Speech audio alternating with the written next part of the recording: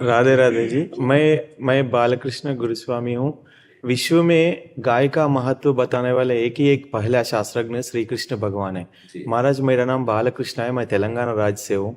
मैं अभी तक 22,000 किलोमीटर तक पैदल यात्रा करा कि गाय को बचाने के लिए। मेरा प्रश्न है, आप यज्ञ यागादि क्रतु सब करते, बहुत से स्वामी जी है, सब ये करने को बहुत से स्वामी जी है। स्वामी, अगर गाय नहीं है तो यज्ञ यागादि क्रतु कैसे कर कैसे सकते? हो जाएगा? बिल्कुल बिल्कुल। पूरा देश भर में मैं जब पैदल चल रहा हूँ, पूरा जर्सी गाय है, कहीं भी देशी गाय के नस्लें नहीं है। ये बात मैं अमित शाह जी को भी बताया था। हाँ, अभी आपने देखा नहीं है, लाखों गाय हमारे ब्रजमंडल में है देसी, लाखों गाय हैं। पूज्य रमेश बाबा, कई ऐसे महान संत हैं, पूज्य श्री गुरु शरणानंद जी, लाखों गायों का पालन पोषण हो रहा है। हम आपका बहुत ही वंदन करते हैं कि आप हमारे धर्म के मूल गौ के प्रति इतनी श्रद्धा, इतना पूर्ण समर्पण कर रहे हैं। और ये बात सबको समझनी चाहिए कि हमारा धर्म प्रिय देश है। हमारा जो देश भारत देश है, ये शास्त्रों में बहुत वंदनीय धर्म प्रिय देश है। और धर्म का मूल गाय है हमारे यहाँ, धर्म का मूल गौ माता है। ये साक्षात यहाँ से नहीं, ऊपर के लोकों में भी वशिष्ठ जी के पास जो कामधेनु गाय, उसी से सब भविष्यान्न की पूर्ति होती है। जमदग्नि जी के पास गाय तो जो शास्त्राव अर्जुन ने अपहरण किया तो भगवान परशुराम जी ने 21 बार क्षत्रियों का विनाश किया। मूल उसमें गाय ही कारण थी। तो गाय की रक्षा के लिए भगवान गोविंद प्रकट हुए, शास्त्रों गायों को स्वयं चराया, उनकी सेवा की। तो गौ से तो हमारा जीवन ही है। बहुत सी ऐसी हमारी प्रवृत्तियां बदलती जा रही हैं जो हमारे धर्म के विरुद्ध हैं।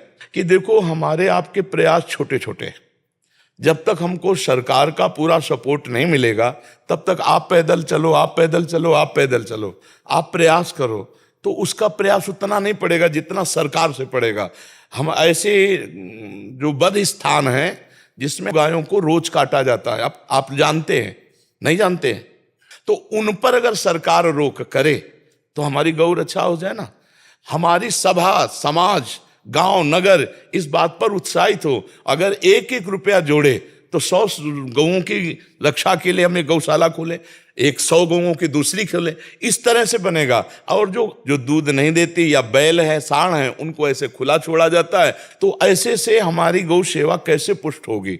हमें सबको जागृत होना पड़ेगा गौ सेवा के लिए। उसकी दृष्टि पार्थिव रुपये पर है, ना कि धर्म पर है, ना कि शरीर स्वस्थता पर है, ना कि भगवत प्रसन्नता पर है। कि स्वयं भगवान श्री कृष्णचंद्र गौओं के पीछे घूमकर उनको चराया, उनका पालन पोषण किया। हम उन्हीं की संतान हैं, भगवान के ही तो जन हैं। तो अगर हम गौ सेवा नहीं कर पाते हैं तो कुछ अर्थ निकाल देते हैं और कई लोग मिलकर के एक छोटी सी गौशाला खोल लेते हैं। जो गायें दूध नहीं देती हैं हम उनकी भी सेवा करें, जो बैल छोड़ दिए जाते हैं हम उनकी भी सेवा करें। धर्म का स्वरूप है बैल, बैल और गाय, ये हमारे धर्म के प्रतीक है।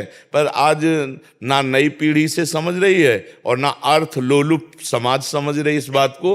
तो सब लोग मिलकर इस पर लगे, तभी विजय प्राप्त हो सकती है। नहीं महाराज, आपसे आपने अभी बोला आपके स्वास्थ्य के लिए पूरा देश भर प्रार्थना कर रहे, आप अच्छे रहना बोल के। जैसा आप लोग आए तो पूरा देश भर में इकट्ठा होता, हमारे जैसे लोग कितने भी और बिल्कुल बिल्कुल, हाँ बिल्कुल कह रहे, बिल्कुल। आप आए तो भी कब भगवान बुलाता नहीं मालूम। भगवान, आप तो भगवान समझते सब जन। आज तो मैं पहली बार देखा, मैं चिन्नजीयर स्वामी के आश्रम में, सभी आश्रम में फिरा, आज सुबह में पहली बार 1:30 बजे से आपका इंतजार में थे। इतना वक्त, इतना प्यार आपके ऊपर जी, पूरा पूरा बिल्कुल। अब इस पर तो हम ऋणी हैं, इस पर समाज के ऋणी हैं कि 3-3, 4-4 घंटे रोड में खड़े रहना, मात्र एक ऐसे निकल के बस ऐसे, और सब उल्लसित, सब आनंदित, कोई दुखी नहीं, कोई परेशान नहीं, लेकिन सब मर्यादित, सब अपने आनंद में और सब श्रद्धा से। ये हमारा धर्म प्रधान देश है ना, ऋषि मुनियों का।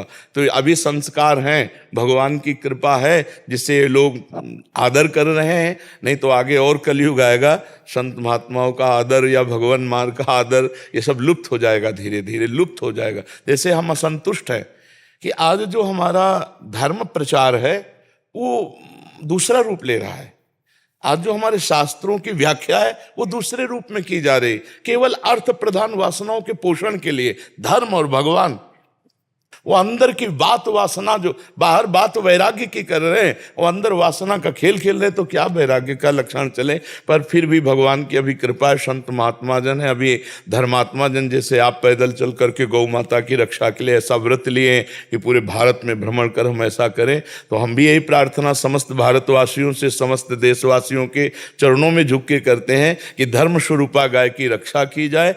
एक कवल के लिए अगर आप निकालोगे, एक एक कवल के लिए, तो बहुत मिलकर के गाय को भोजन हो जाएगा, गाय की व्यवस्था बन जाएगी। अगर हमारी गाय सुरक्षित है गौशाला में तो कटने से बच जाएंगे।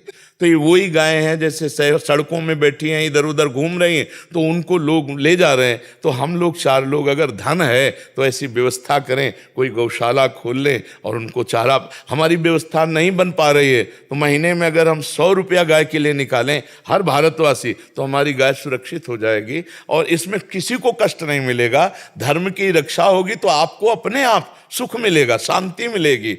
अरे जब भगवान गौ सेवा के, भगवान को कुछ भी अगर यशोदा मैया को शंका हो जाती ना कि लाला को कुछ अनिष्ट ना हो जाए, तो गौ की पूंछ घुमाना है नहीं, अब बताओ भगवान जो सर्व रक्षक है उनकी रक्षा गौ पूंछ से हो रही है। गौ की गोबर लगा के भगवान के अंगों में और उनका नाम से उनकी रक्षा कर रहे हैं। तो ये हमारे सनातन धर्म की बहुत बड़ी मर्यादा है, गौ और बैल आदि की धर्म की रक्षा करना।